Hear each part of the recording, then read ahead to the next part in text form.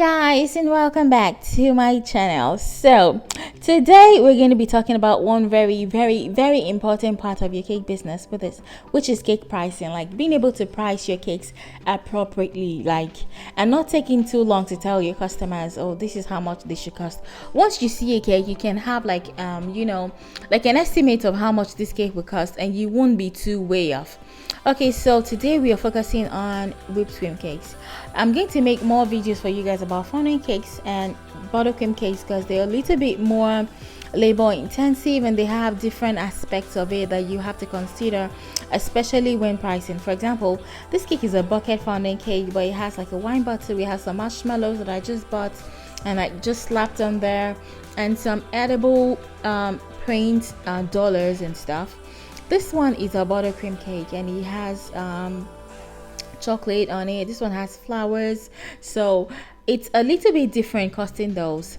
And whipped cream cake are a lot simpler and easier to cost because they are usually straight to the point, and some of them are not. Like this one is pink and it has drips and it's whipped cream as well, even though it looks really complicated. So regardless of what your whipped cream cake looks like, I'm going to show you how to cost it properly and not have any loss and be able to make a profit from your business, because that's the point of business, to make a profit. So the first thing we're going to be considering today are the ingredients. The first thing you need to do as a baker that sells cakes is to be able to know how much an ingredient costs. Let me give you an example. If you go into a shop and you bought flour for $10, maybe 1 kg of flour for $10, that's not the actual cost of that flour. You need to be able to break it down into the tiniest bits. For example, 10 kg, when you buy a 1 kg of flour for $10, it means 100 grams is $1. That's a lot manageable.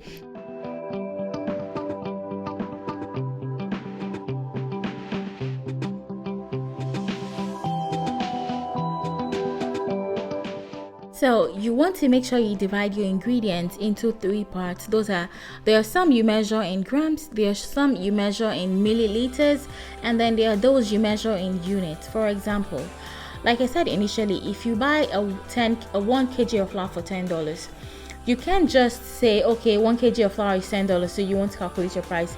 That will be very difficult to calculate. So you need to break it down. For example, how much will 100 grams of sugar cost you? Yes, which means if you buy a kg of sugar for $20, it means 100 grams of sugar will cost you $2. That way, if you have a recipe that has maybe 200 grams of sugar, you can just know that since 100 grams is $2, 400 grams will be $4. So 200 grams will be $4. That makes it a lot easier for you to calculate. So let's start with this cake today. This cake is really simple and easy, and I'm going to show you guys how to cost it right now. I'm speaking too fast. Okay. So let's get started.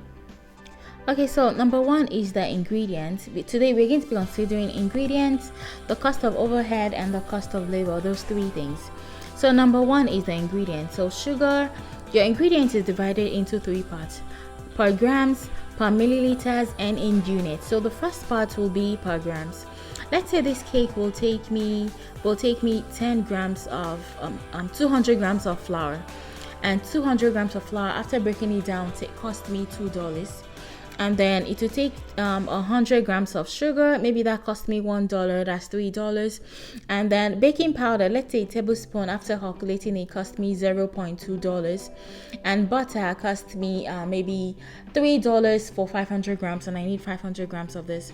So the fact that you have already broken down your prices into tiny bits makes it a lot easier for you to calculate.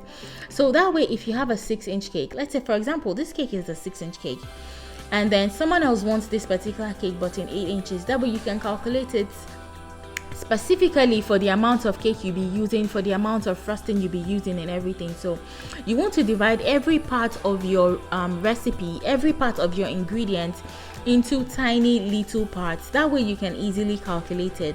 So in grams and milliliters for the milk, the vinegar, if you're using buttermilk or you're using fruit juice, those should be in milliliters. The ones you calculate in units will be like if you needed fruits like maybe an orange or an apple, or you're making banana bread, those ones, or maybe even eggs, you calculate them in units. You can say, okay, for this recipe I need 4 eggs, and maybe 1 egg will cost $1.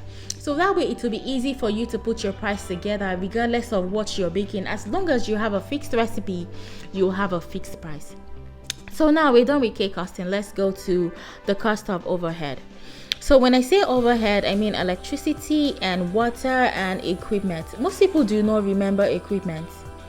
Now let's go to equipment. For example, let's say you bought your mixer for $500.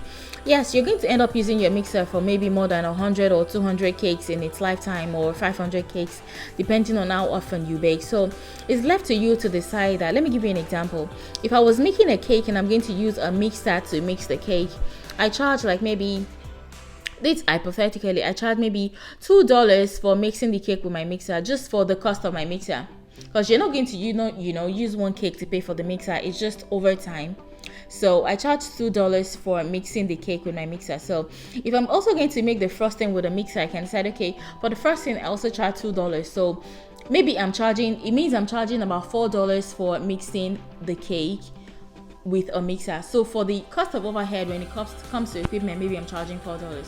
I'm not exactly charging $4. Those are just examples, so you guys can understand what I mean.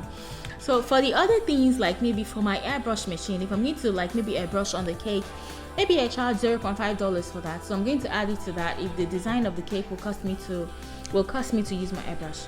So let's say maybe I'm going to also need a blender. Maybe I'm blending the fruit I'm going to use or something, and I charge maybe $1 for the blender. So that way, okay, this is how much I charge. That way you have a template, a specific template for how much a cake will cost without having to, all you need to do is to break down the steps and the processes of making the cake.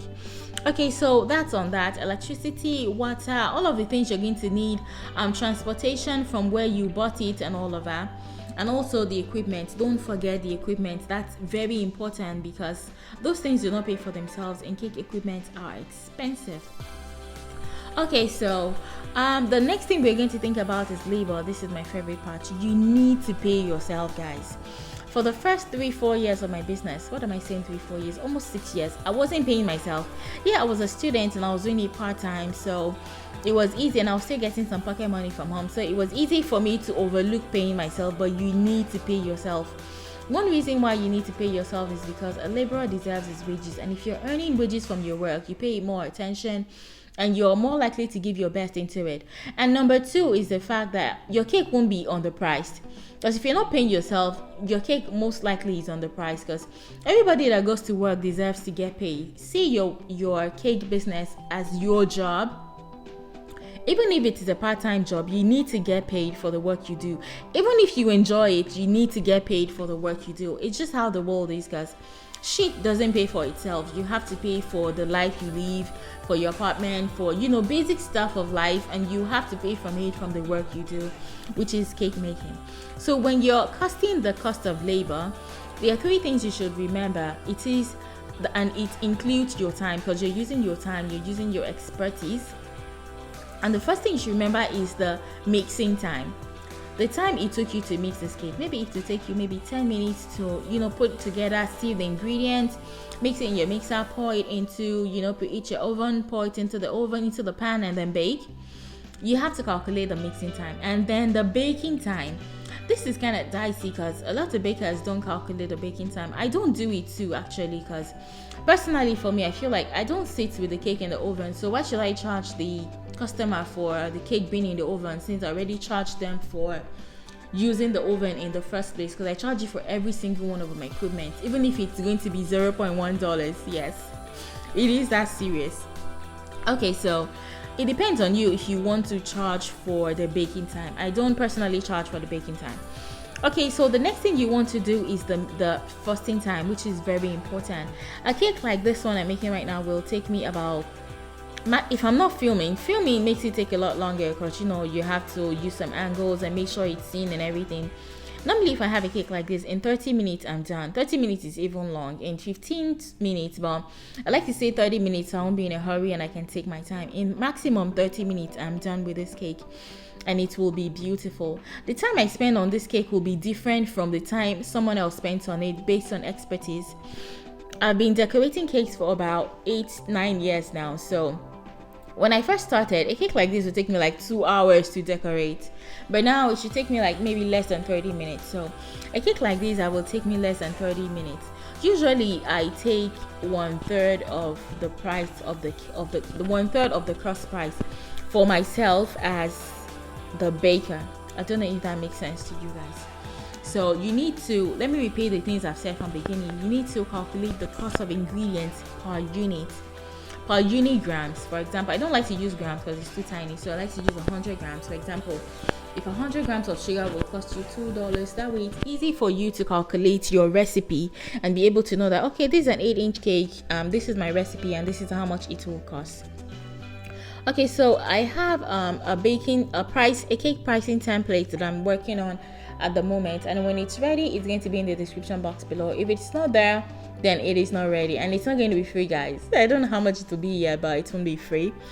So, but if you can see it in the description box below, then it is ready.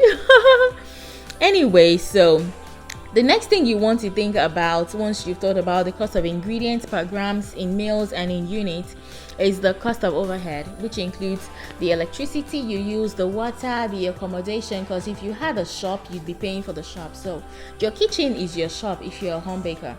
Or if you have a bakery, you're paying the rent of the bakery, so that should be included in your overhead. So also the cost of equipment like your airbrush, your blender, your mixer, your weighing scale, your oven and everything. You need to put everything together. The only thing I don't really charge for, like maybe the spoon I used for drip, the spatula, those things I kind of overlook them, but for the main things I charge for them. And then the cost of labor, don't forget the baking time, the frosting time, and the mixing time. And one of the most important things for you to remember before I go is that once you're done with this costing, you want to compare it to the costing in your vicinity where you live, because you don't want to be charging 10 billion while others are charging 1 billion. So thank you guys for also always watching my videos. Please, if you enjoyed this video, make sure to give me a thumbs up and to subscribe to this channel. Thank you guys so much, and I will see you in my future tutorials. Bye.